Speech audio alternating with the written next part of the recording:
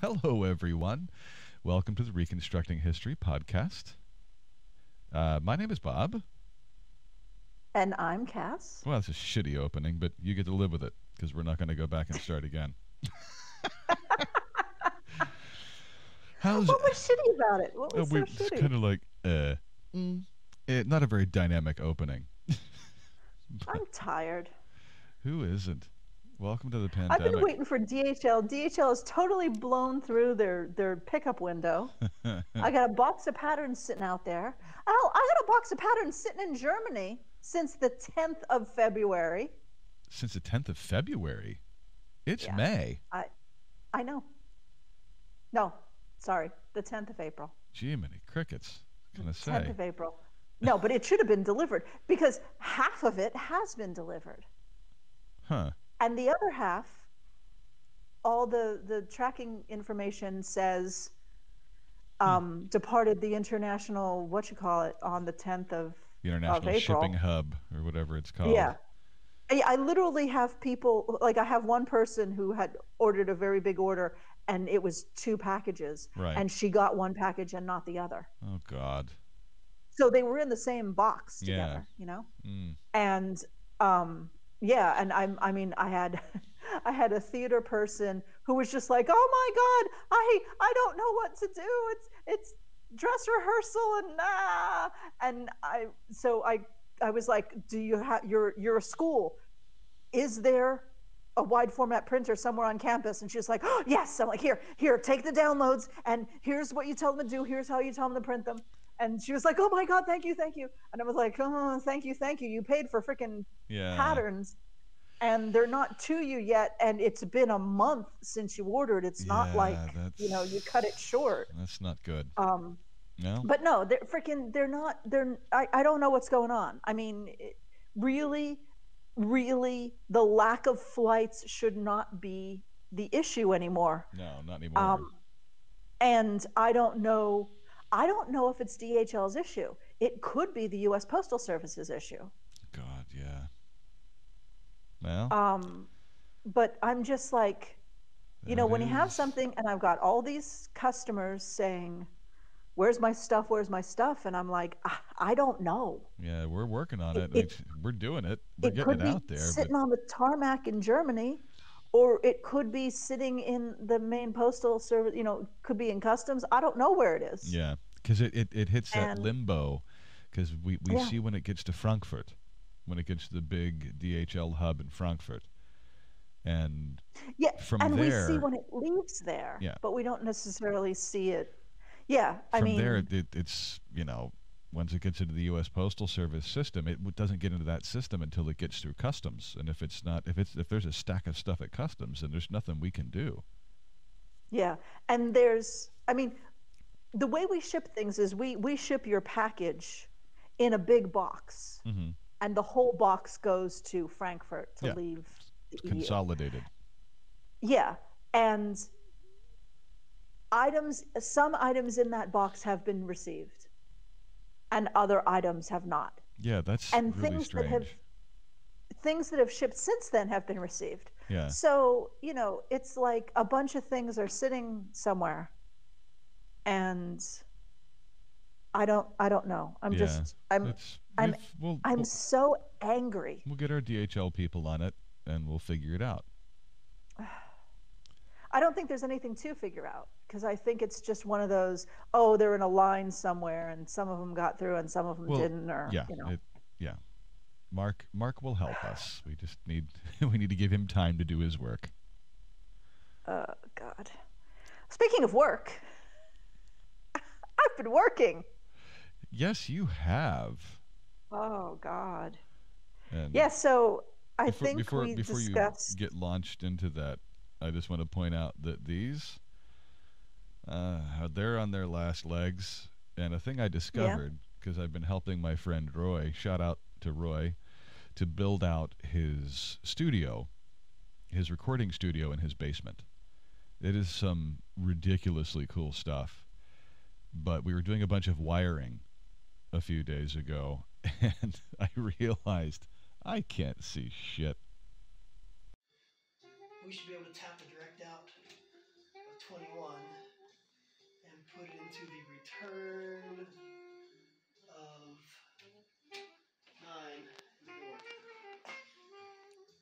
9. It's alive!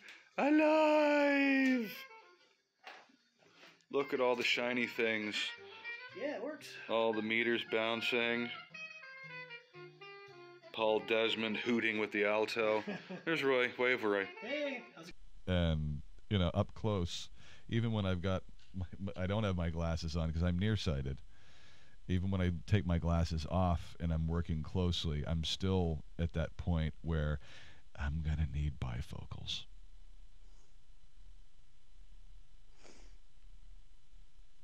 And that does not make me happy. Not at all.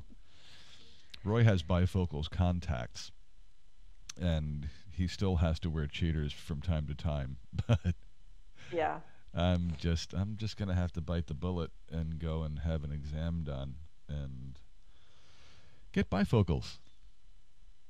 Well, I've been hand sewing. Wow, and yeah. I can't see the eye of the needle, so I just poke the thread at the needle until it goes through. And sometimes it takes longer than others, but I refuse. Yeah, but I'm gonna have to find myself a place to make an appointment. One of those places where the exam is free and you get like 2 pairs of glasses for $3.50, something like that. You could probably have them put new glass in those. There's no reason why they couldn't be. Well, these frames are on their last legs too. So are they? Yeah, these are old. Mm-hmm. These are 10 some odd years old. No, they're not. Yeah, they are. These? Not the round ones. Yeah, the round ones. We got those.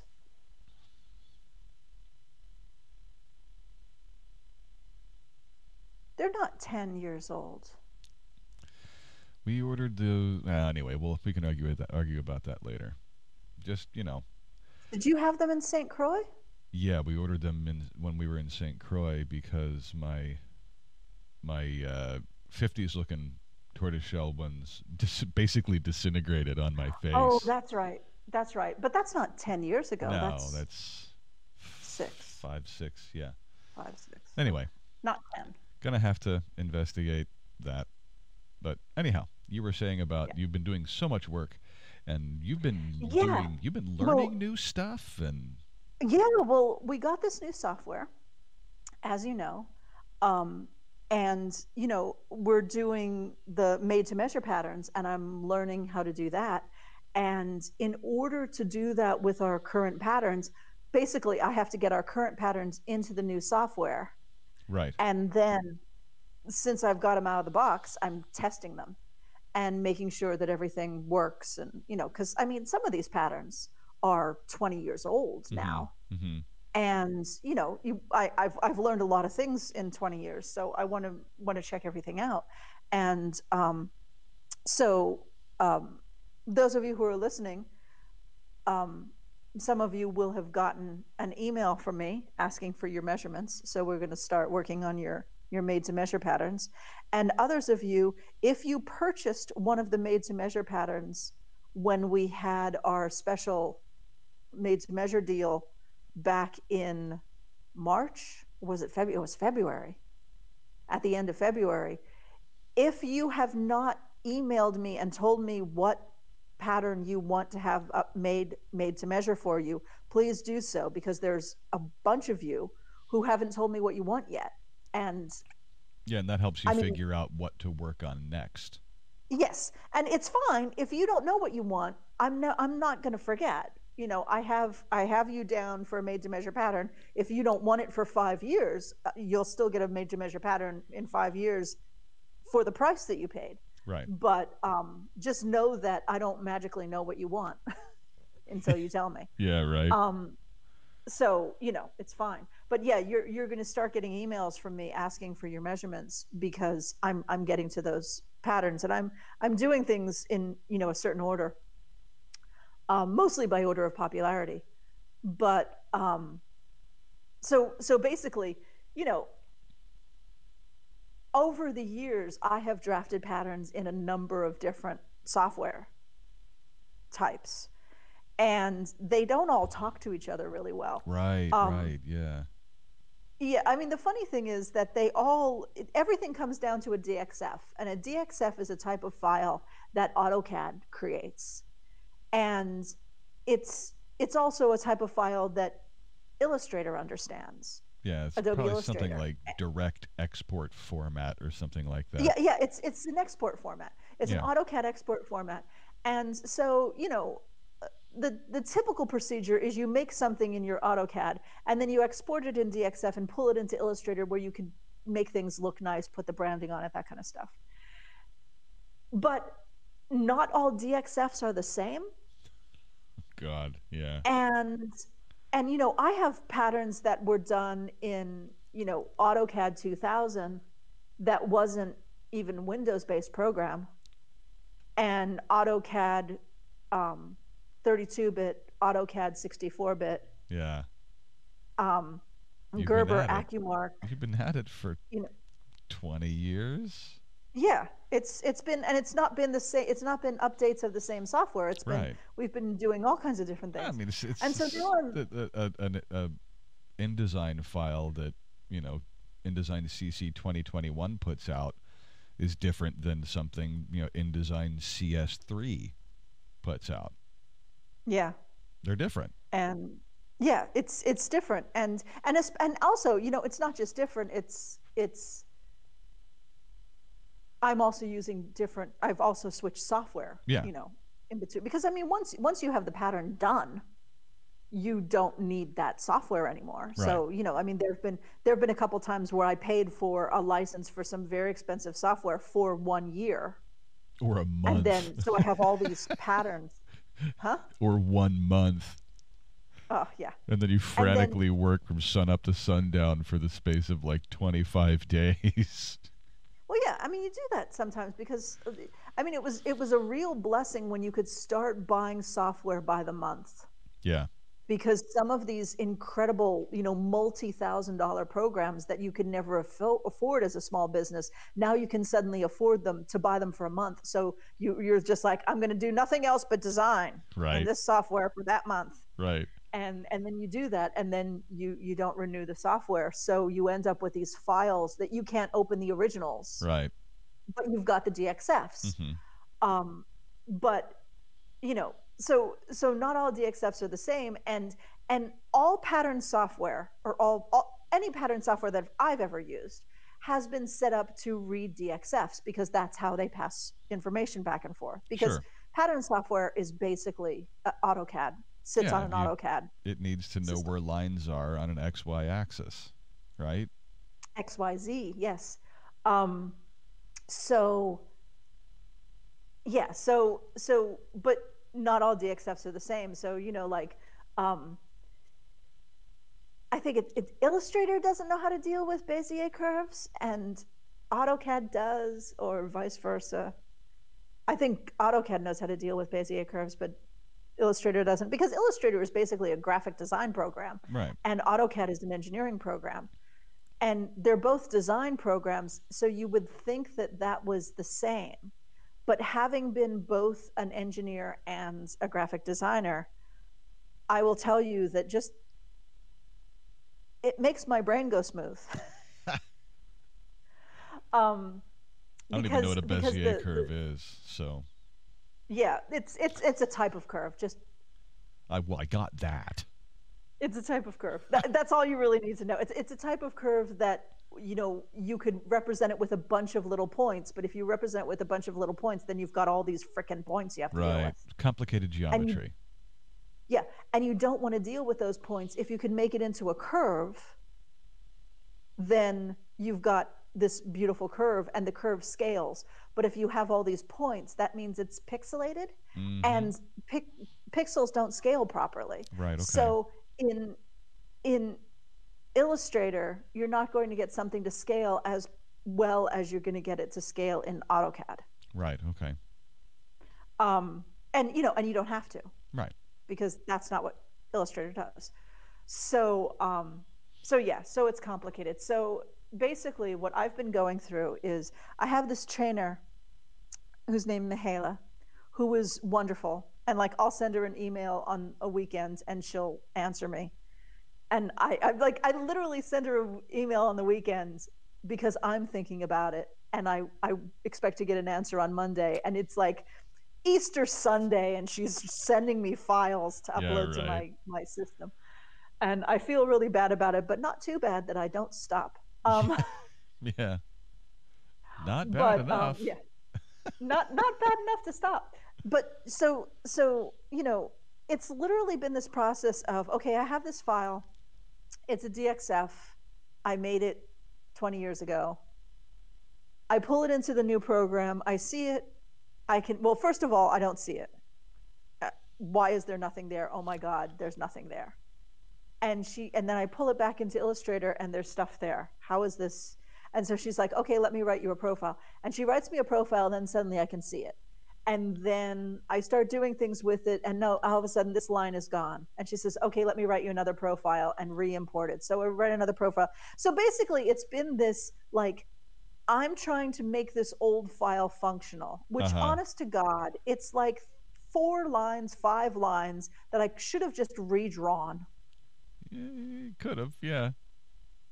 Um, but in order to pull it into the program, Mihaela is like frantically writing me profiles that basically tell the program, okay, this is weird and you have to close these points and make sure this is included. And then we import it and we change it. And now we have to export it.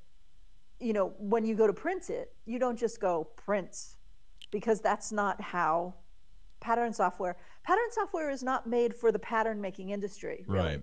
The industry it's made for is the garment making industry, which means your patterns, while you're looking at them on the page and they're nested, all the sizes are together, how they print, how you want them to print is all separate, because they're going to be cut out of a big piece of fabric or a Right. big stack of fabric. And so pattern design software wants to do that. So to make it not do that, you have to write some more program stuff. And I love this pattern company, the design software company that I'm working with, because they are so lovely. I'm a one-person company. And they're like, oh yeah, we'll write a plugin for you. And they'll go and write a freaking plugin that is for me, Yeah. for reconstructing history. Yeah. And I'm absolutely floored by the fact that they're doing all this extra work so that their software works for me. Yeah. And didn't you tell me they're using a very cool engine at the core of it? Yeah, I'll tell you that in a minute. We'll talk about that in a minute. Okay. Because yes, they are. So basically, when you go to export, if you go to export onto fabric, you want all the sizes to be separate. Right. Yeah, because it's gonna make this really weird layout. So the most efficient use of the fabric that's stacked 60 layers thick on the cutting machine. Yeah. Exactly. And everything has to be oriented according to the grain line. Yeah, yeah. Whereas if you're printing a pattern, I mean, I don't care if my patterns are on there's no grain line on paper. I don't care exactly. if the grain lines are all going the same way, or if sometimes in order to fit something, I'll twist something, but it has the grain line on it, so to cut it straight. But I'll turn it on the paper, the pattern, yeah, so that it saves paper. And so then she's writing me this profile. So I have like literally 6 different import profiles just for importing from Illustrator. Right. And I have about 3 different export profiles to export my things with both the cut line and the seam line and the interior lines they put in for darts and stuff like that. Yeah. And the notches, so that the notches don't just look like V's, they are actually part of the outline. Yeah, sure. And all the sizes stacked on top of each other and everything. And it's been, you think, oh, I'll pull this pattern in and I'll save it in the new software and then I'll test it and And then I'll do one every day because there are 377 patterns. I'm like, if I do one every day, I'll get done sometime next year. No. I have spent all week. I have spent all week on one pattern. It'll get just faster. getting it from, you know, It'll get faster. from, huh? It'll Oh, get yeah, faster. Yeah. I will get faster because now I've worked out all the bugs, at least with patterns that were made like this one. But you have to understand Yeah. that this pattern was made with one software, and then the next pattern I started with, it was made with entirely different software, and I had to start all over again with all Sure. different import profiles and stuff. So it's been a real trial. Yeah, I But imagine. but it's really exciting because like the stuff that you can do, like one of the patterns that I fixed, the pattern that I spent all week on Mm-hmm. is 943, our basic Victorian bodice. Right. And you know, I knew there were some issues with it, and I wanted to fix those issues, and I tested them, and I did all this stuff and got it to work in the pattern, and then I printed it out and made up a muslin, and I tested it on my size F mannequin, and tested that, and it tested perfectly, and then I printed out the size K and tested on my K mannequin, and it tested perfectly. So now I have this pattern, and it's graded in our 11 sizes, and it tests properly, and it's in the new software. So if you have bought 943 in the past, you'll either will be getting or have gotten an email from me saying there's an update and it's free to you. So there's, you know, really exciting that I could finally fix problems that I've been wanting to fix for a long time but didn't have the capacity to fix. And now I can also do made to measure versions of that, which actually I have to, there's more that I have to do to the pattern. You have to put some extra things into the pattern software to teach it how to deal with different measurements. But I'm doing that this week, and hopefully that'll go better than the rest of it.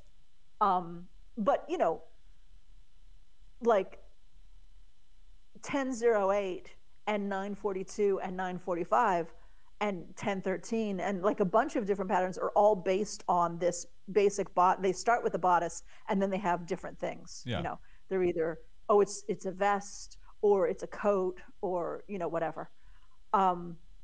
So would it be correct to say that it's the same block, but it has different things bolted onto it? It's the same block. I guess you could say it's the same block. So yeah, so once I got 943 done, I had like basically once 943 was done, the two Victorian vest patterns were also done. Right. Because they're based on the same thing. Right. And once that was done, then you could bolt on a skirt or bolt on tails or bolt on the sleeves. And there are other things. So it's really exciting. And one of the cool things is that a lot of the riding jackets that I've wanted to do and haven't done are based on this same block. Right. So all of these equestrian costumes that I've been wanting to make for a decade, I'm literally going to be able to start with a good solid block. That'll be great. And yeah, and I'm so excited about it. I mean, I don't know if anyone is excited about equestrian stuff like I am, but I'm like, I think there might be a couple. Get out of my way. Yeah, and the same thing goes for, you know, skirts. I mean, once you've got the basic skirt pattern figured out, you can just do anything you want with it because it's just everything is variations on a theme. Right. And you know, different sleeves and all that kind of stuff. And so it's really, really exciting what you could do with this software. And that's before you even start down the made to measure road and say, oh, and by the way, I can make it exactly to your measurements very easily, you know. So, you know, as it stands right now, you have to send me your measurements. Yeah. Because we don't have the plugin yet, but there will be in the future, you'll be able to plug in your numbers yourself. But first, you know, we're going to handhold through this whole thing. Yeah, and it's good because to have an expert look over everything just to make sure everything makes sense. So, you don't have one line that's way out of whack for some reason. Oh yeah, because weird things happen. I Yeah. mean that even happens when I'm just grading. Yeah. In our usual sizes, sometimes there's something that's too small and one point crosses a line, and then the geometry doesn't work anymore, Right. and things get really screwy, Mm-hmm. and so you have to check it. But it's always good to have a human there to see what goes wrong. To And of stop the course, if machines from killing us all. and of course, if we get to that point where it's a plug-in and you enter your information and you come up with something that looks really weird, all you got to do is email me and say, this came out really weird, what did I do? Yeah, true. And I will always look at it for you, Yeah. and see what went wrong. Sure. But You missed. because You ultimately, transposed a decimal point. well, I mean, and even it's not necessarily even you transposed a decimal point, but like the software assumes that you were going to enter a number between this, and you enter a number lower than its low point. Mm-hmm. That's going to make things weird because I did it's that. math. I did that the other day because my father is building a flower bed out of some scrap lumber that he had in the garage. He wants to take a corner of the yard and turn it into a flower bed. So, okay, that's easy. How much soil am I going to need to fill this up? That's easy. You need this the x-axis with the y-axis and the z-axis, because this long, this wide, and this deep will give you how many cubic yards of soil you need.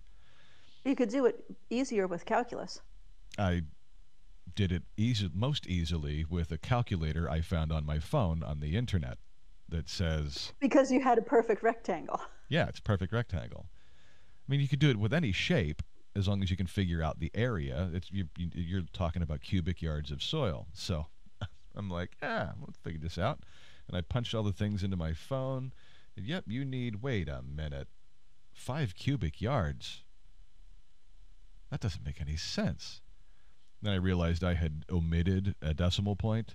I needed 5 cubic feet of soil. How is the difference between yards and feet a decimal point? It was a couple of decimal points on one of the axes. Yeah, it was a mistake. So Yeah. it was the difference between a dump truck load and a couple of bags from Lowe's. So Oh, 5 cubic yards isn't that much. it's a dump truck load. Is it? Yep. No. Yep. No. Not a big dump truck, not like the ones that you work the mines where you grew up, but Oh, yards. Yeah. Yeah. 5 cubic 5 meters cubic yards. is a lot, Yeah. but a cubic foot is not. Cubic foot you can buy by the bag at Lowe's or Home Depot for like $2.99. Right. So yeah, 5 cubic feet is all we needed. Jeez. Yeah, so that was the thing. One error, transpose one number, and suddenly everything goes completely out of whack. Yeah, and like I said, it's not even necessarily that the customer has made an error. It's that the software, it tends to happen more for things that are too small than things that are too big. Okay. Like if the software assumes that the smallest measurement here is an inch, Right. if you put a measurement in there that's 7/8 of an inch, Oh yeah, everything's gonna go out of whack. it's not just going to make the line move over, it's going to make things go like zigzag all over the place. Right. Because it'll hit its low tolerance. Right. And I had that happen with the back of 943, because the back of 943.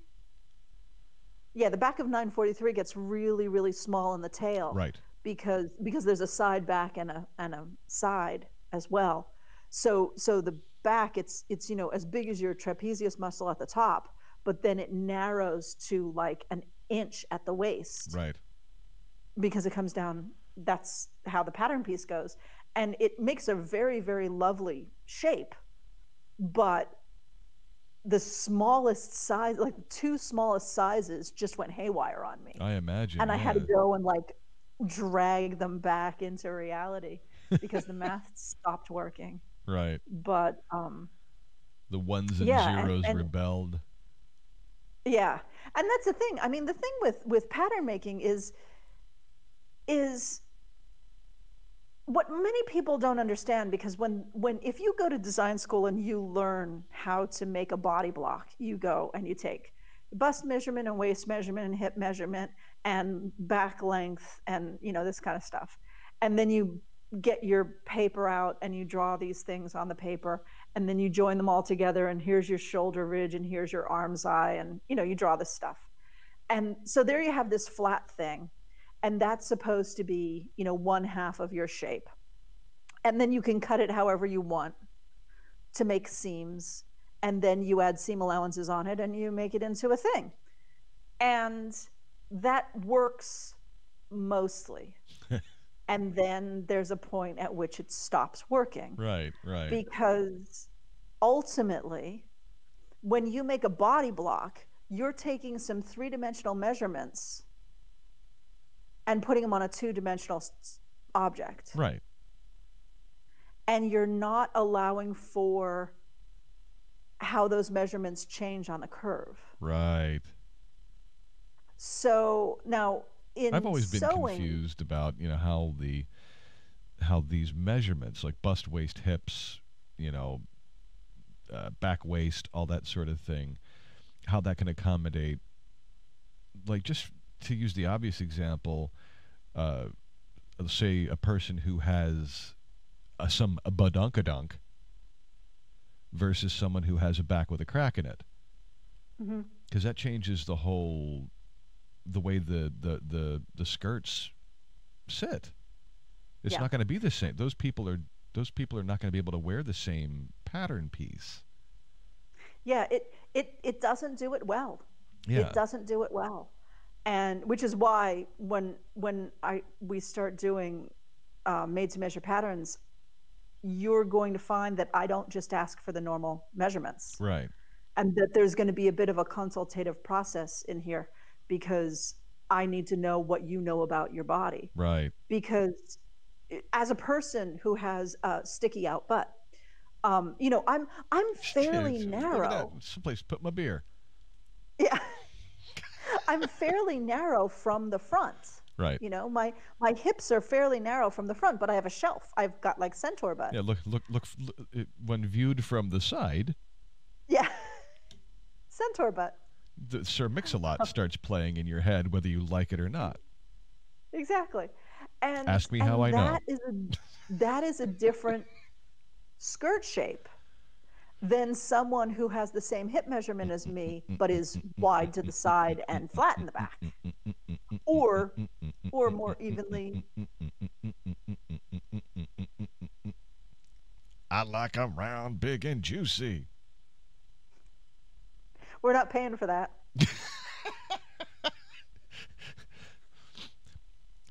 It was I an think you messed up the editorial. words, though. So It was an I don't think we have to pay for that because you messed up the lyrics. It was an editorial comment, and I always mess up the lyrics. It's what I do.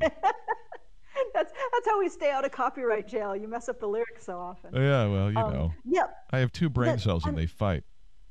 I'm gonna see. I have a graphic from a sewing book from the 1930s that, if I still have it, I'll drop it in here.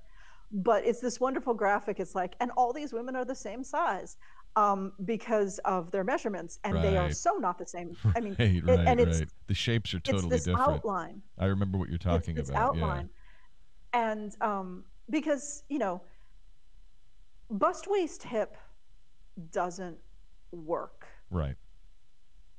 And one of the things that really annoys me is people who learned in school how to make a body block, who think that everything has to be a body block.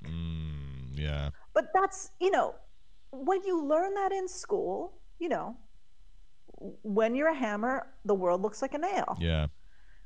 and you're going to hit everything like it's a nail. Yeah. And it's not that it doesn't work. It works perfectly fine if you start from there and then you fit. Yeah. But like what happens with me is I do bust, waist, hips on me, and then I end up having to take in my back waist measurement so that my back waist caves in. Yeah. So that my butt can come out. Right. And you have to have the extra fabric to be able to do that. Sure. And so this whole thing with flat pattern design only works to a certain extent. And the way we fix things is we fix things with darts, or we fix things with curved seams, because curved seams are stretch along the bias. Right. And you can, and that's why it's so important. We discussed this before with people going, oh, I measured my pattern and this doesn't match that. Well, no, it shouldn't. Right. Right. Because when this matches that, that means it's not moving properly. Four little letters, ease. Yeah. And that was another thing that, like, when I test a pattern, because we're doing historical patterns, I don't add ease. Right. So I just did 943, and I know you just edited the instructions for me on 943. Right. And I added to the instructions, this pattern has no ease. Yeah. If you want ease, you need to add it. Right. Because I draft the pattern so that it fits these measurements skin tight. Yeah. Because if you want it to be, if you want it to be a Victorian bodice, you're wearing it over a corset, you have to take your measurements over that corset, and the bodice needs to fit your measurements with that corset on top of it. So you can't just go, oh, I'm 34, 24, 36. You can't do that. You have to measure yourself. And then if you want to take the same pattern and make a riding jacket out of it, which has to have more ease because it's not a Victorian ball gown, but a riding costume, you have to be able to move better. You have to add some ease in there. Yeah. Or you have to add some ease in there when you're making it out of thin silk. There's no ease. Versus and you're making Melton. it out of Melton. There needs to be ease. Right. You know. And it's the activity that for the intended garment is really important, because if you're making a ball gown out of thin silk, you never have to reach up. Yeah. You just don't. Where, if you're making a riding jacket and you have to ground mount, if you can't reach up and grab the saddle, you can't get on your horse. Yeah. And the other thing is, which means the hounds will just keep going and you'll never find they're off. Yeah. They're off. Your horse is gone. You're following the horse is gone with the hounds. You're following the field on foot. Yeah. You're beautifully dressed, standing in a field by yourself. Yep.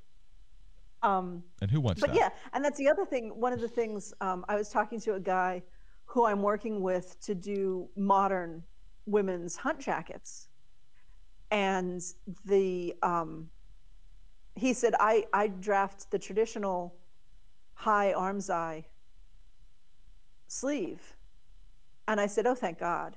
And he was like, what? I said, I hate this whole, oh, I can't move my arm. I need the armscye to be bigger. No, you don't. You need the armscye to be tight. Yeah. You need really it to, counterintuitive. Yeah. And modernly, we wear T-shirts that don't touch our shoulder, don't touch our arm. We don't think about how having something tight fits better. But you want the seam, you want the sleeve seam to be where your arm attaches to your torso. Yeah. And because if it's up in there, if it's really tight like that, then you've got full range of motion. I mean, there's got to be give at various places, but if you're talking about a coat sleeve for a hunt coat, then you've got that. It's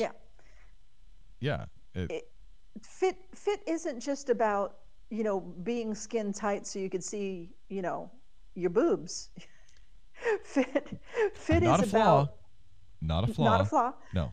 Fit is about fitting close to your body so that you can move properly, Yeah. you It's know? really super important. And yeah, and it's, I mean, I was walking behind a guy. I'm always walking behind a guy. I was walking behind a guy coming back from the grocery store, and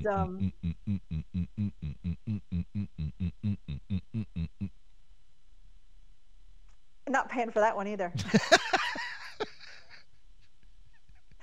and and he, you know, he had on these skinny jeans, which they just look so stupid on most men.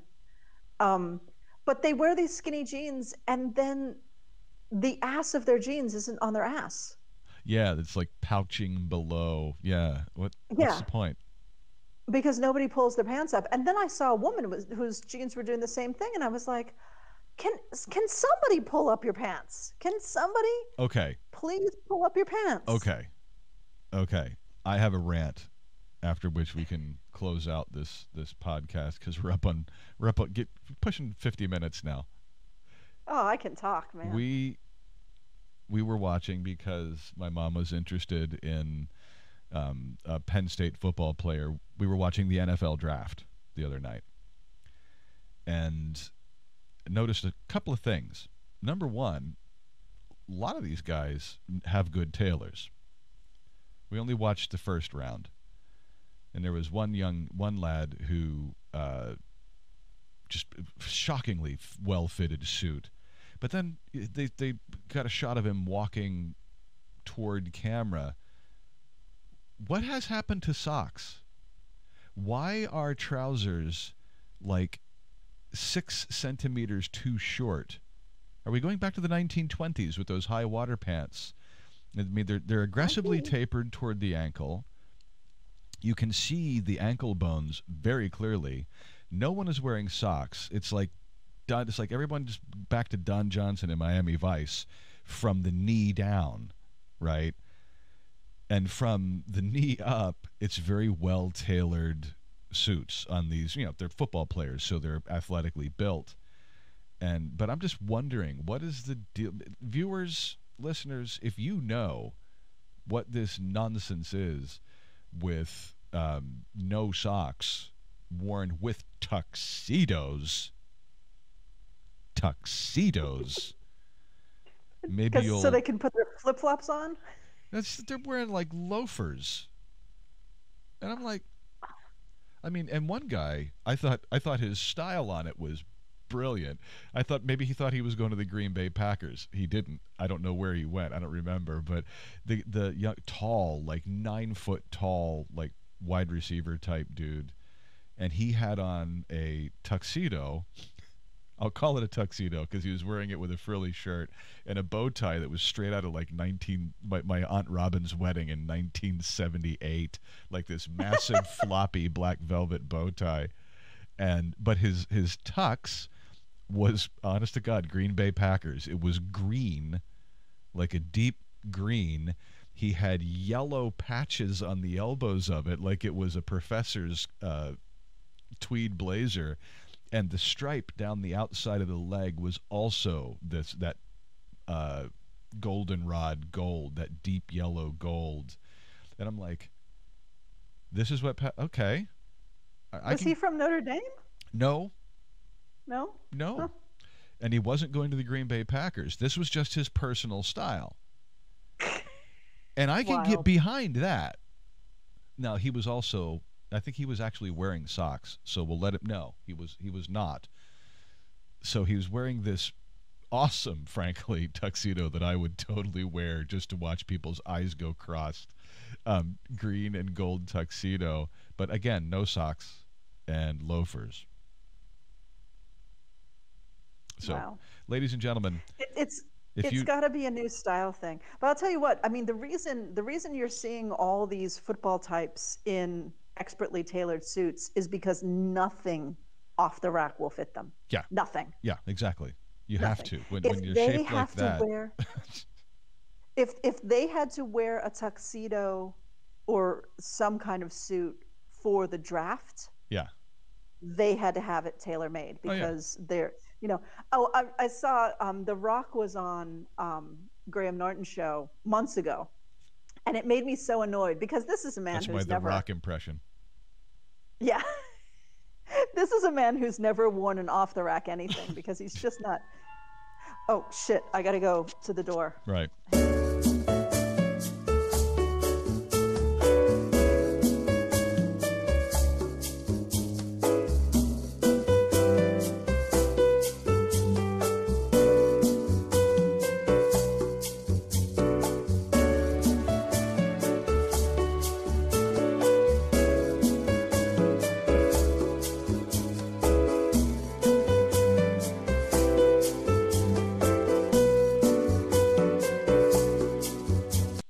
So The Rock was on Graham Norton, and he's never bought anything off the rack in his life. He's just No. Look at him. He's not the size, or he's never been the size or shape for off the rack anything. But he's on Graham Norton, and he's got on this beautiful suit, and there's this line across his bicep. Yeah.